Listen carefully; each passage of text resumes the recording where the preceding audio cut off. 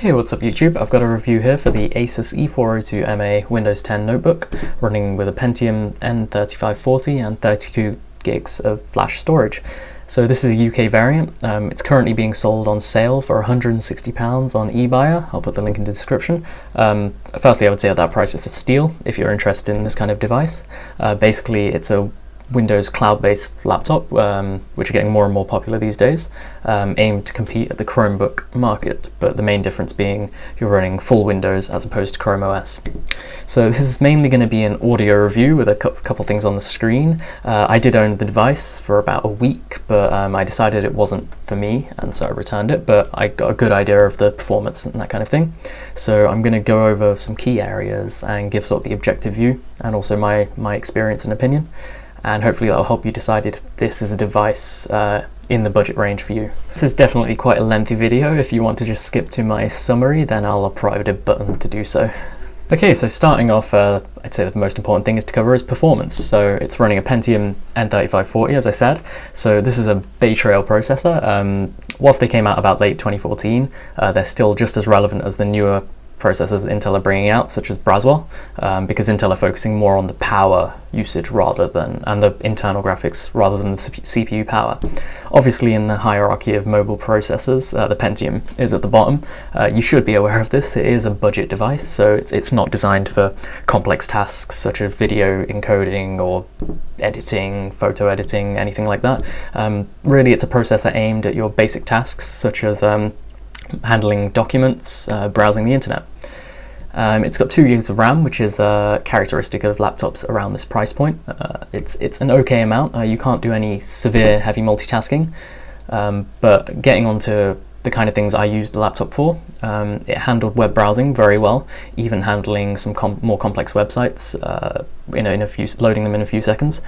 And especially Microsoft Office had really good performance, so Word documents, Excel, etc. It handled those with ease.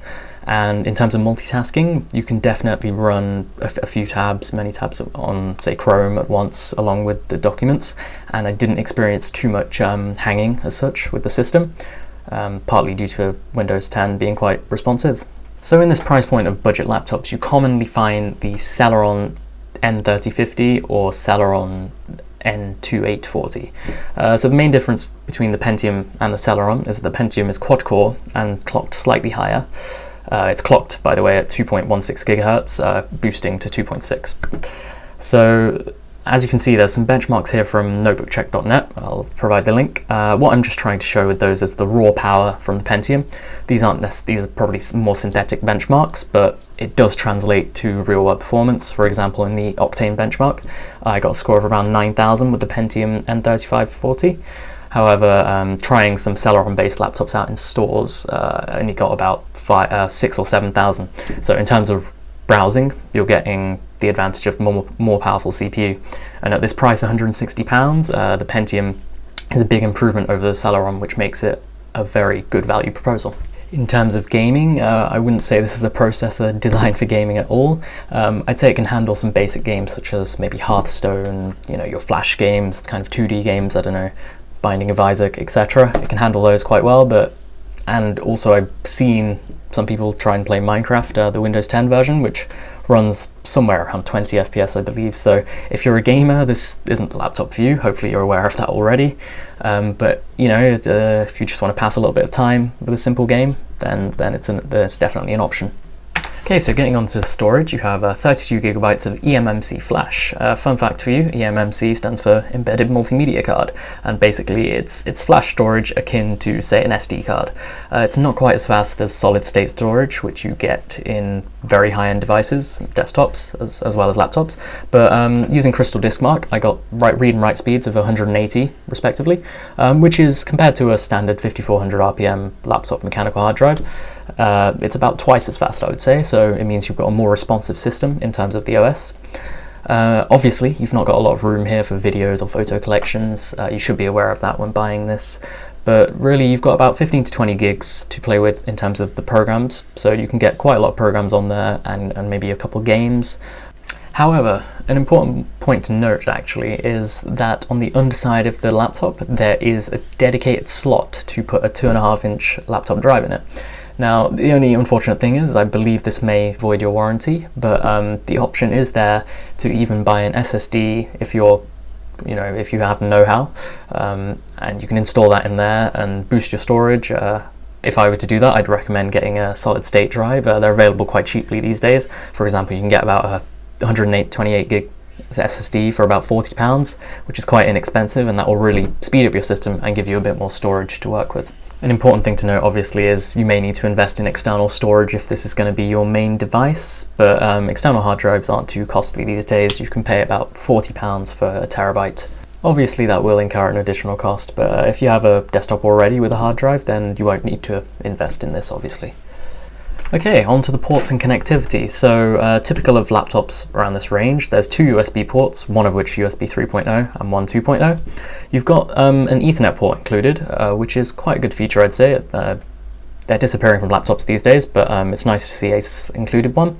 There's also a standard headphone microphone combo jack, as well as HDMI and VGA output. So it's nice to see VGA again. It won't be helpful to majority of people, but for those who need it, it's there. There's also an SD card reader. An important point to note about the SD card reader is the card sticks out of it a lot, so you're not going to be able to keep a card in there permanently. That's just something to note, but I'd say it's a pretty standard array of ports. It's nice to see the Ethernet and VGA, which are not as common these days. The wireless it's running is the older standard B/G/N, so it's not the dual band AC that's in maybe higher end devices. It would have been nice to see that, however it's not fully necessary, and a £160 laptop, there has to be some costs cut. There's also Bluetooth included.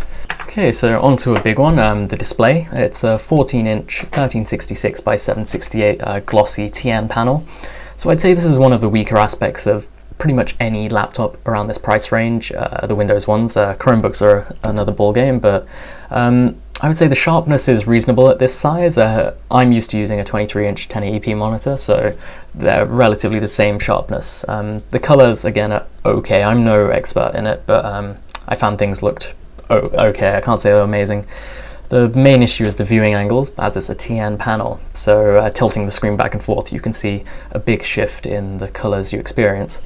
This is a common complaint. Pretty much any laptop around this price will have that complaint.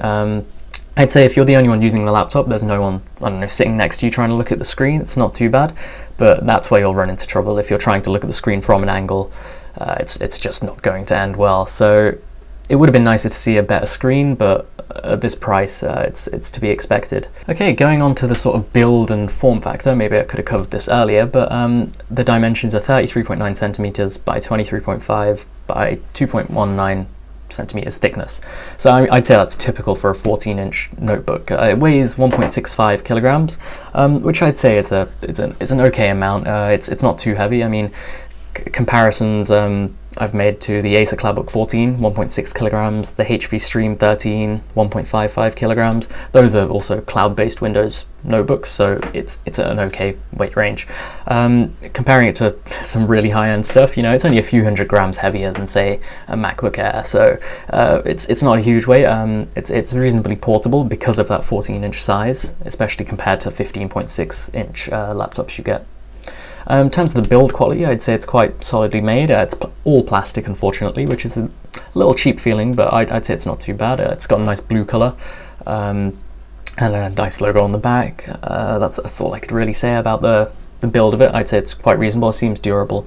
Right, so onto the battery included. So it's a 2-cell 32 watt-hour battery. So if you don't know, watt-hour is sort of a unit of energy, rather than saying, oh, it lasts for 8 hours. It's easier to think of it in terms of energy. So this is probably a weak area of the laptop, I'd say, especially comparing to other similar laptops, such as the CloudBook 14. I've estimated it around 57 watt-hours, assuming the voltage to be 12. Even the HP Stream 13, 37 watt-hours. So I'd say this is definitely a slightly weak area. In terms of my usage, I had Wi-Fi on and would be browsing some documents or the internet, and it would last about 4 to 6 hours, I would say. So it might not last you all day, and I'd say this is one of the areas which could have been improved. I think it might be partly due to the fact that you could add a HDD on the bottom, so some of that space hasn't been used, as other batteries tend to be 3-cell rather than 2-cell, so this is a slightly smaller battery. Okay, so what about the usability of the laptop? The touchpad has a design where it's sort of one body and no separate buttons. It's reasonable to use in terms of tapping to click. I found it was responsive most of the time, maybe requiring a little bit more pressure than I'm used to. The gestures you can do on the touchpad are also quite good. For example, you can go into the multitasking Windows mode, the new one in Windows 10. You can scroll up and down. I found those gestures really good to use. ASUS software also lets you configure which gestures you're using and you want to turn off if you find them annoying. So that's a really good feature, I'd say. The keyboard has full-size keys. They're chiclet keys. They have a medium amount of travel time. It is a laptop keyboard after all, but it's reasonably pleasant to type on. I wasn't making too many errors, anything like that. It wasn't uncomfortable. The touchpad area, they also call it ice cool, and it does stay reasonably cool when you're typing, so not uncomfortable at all. The OS it's running obviously is Windows 10 after an upgrade. Definitely recommend doing that. It improves on the UI over Windows 8 a lot, and I'd say there's not many drawbacks to doing that upgrade. Finally, going on to the speakers, they're claimed to have sonic master audio. I don't quite know what that means, but ASUS have a lot of buzzwords there, but in terms of the experience, they provide quite nice clarity. They're not the loudest speakers I've heard, but I was pleasantly surprised in terms of how clear they are, at the highest volume especially. They can fill a small room, but you're not going to be starting any parties with it. But overall, I'd say the usability features are very good. Okay, so I'll try and summarize pros and cons. So the first pro I'd say is the performance at the price with a Pentium is very good compared to the Celerons you tend to see. This is at £160 available at the moment. It's also got quite a good build quality, and the keyboard and trackpad, I don't have any complaints about them. They're very good at the price. The selection of ports is also quite decent. You've got an Ethernet and VGA port included, which is not so common these days, so that could be useful to some people. Also, whilst it could void your warranty, you do have the option to expand your hard drive quite easily. You don't have to open up the entire laptop. You can just open a hatch and add a hard drive. So the biggest con I would say is the mediocre battery life. I think comparing it to other laptops in the range, you'll find that it won't last quite as long. I found about 4 to 6 hours with medium usage, as I said. Also, the small amount of storage, you should be aware of that when buying this. It shouldn't be a surprise to you, but there is only a 32GB hard drive. Also, the processor is definitely not one for heavy gaming. It's definitely more aimed at people who want to edit documents on the go, browse the internet. Something I didn't mention before, the bloatware included on Windows 10 is reasonably light. It's not too intrusive, but it does take up a bit of space, so you do have to spend 5-10 minutes going through and removing. Like Evernote took up 600 megabytes, so you want to get rid of that if it's not something you use. And the other main con, a common con for laptops at this price range, is the display. So I'd say it's reasonable. You shouldn't be expecting a perfect display, but you should. If you want a better display, you will have to pay more, unfortunately. But even laptops around the 300-400 price range can suffer from this problem. So to summarize, I'd say this is a really good laptop for someone who wants to edit documents and browse on the go. If you're considering a Chromebook but you need Windows-based applications, so obviously you're running full Windows here, what you should anticipate is the relatively low power and small hard drive, I'd say. You should know that it's made for one thing, browsing documents, and it's not going to game so well. You need to be aware that if you have a lot of videos, photos, you might need external storage. But at this price, £160, I would say it's definitely a good buy. And I believe that is all. So thank you very much for listening through. It's probably been a bit too lengthy. If you have any feedback, that would be much appreciated. Obviously, I will try and do video reviews in the future. The other main thing I would say is if I've missed out anything or maybe I skimmed over something, if you have any questions, feel free to ask, and I'll try and answer them best I can.